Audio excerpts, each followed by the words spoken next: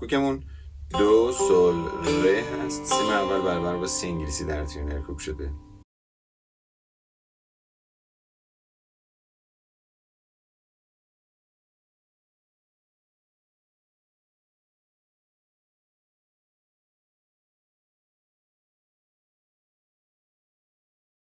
در این قطعه سی بمول و میکرون داریم.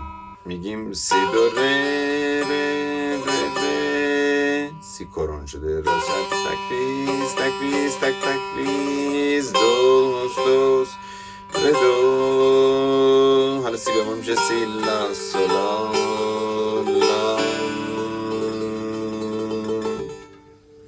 سی کرون سی دو ره می دو سی دو ره سی لا سی دو سی لا سول، سی دو ره ره ره می ره می فام سول فا می فا راست راست راست می ره ره دون دون ره دو دو سی دو سی دو سی دو سی دو سی کرونه ره، سی بمول میشه. حالا دو دو سی سی لاس لاس سول سول لا و انگوش سوم چرا به جلو داشتن.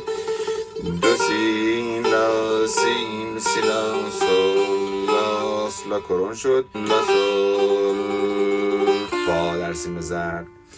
دو دو دو راست چپ راست دوس سیل لاس سول جلا به کار شده.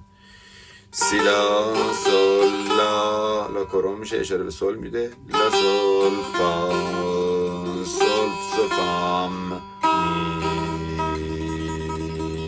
فا انگشت اول فا سول لا سی لا سول لا کرون راست شب سول لا سول فا همچنان کرون حالا به کار میشه.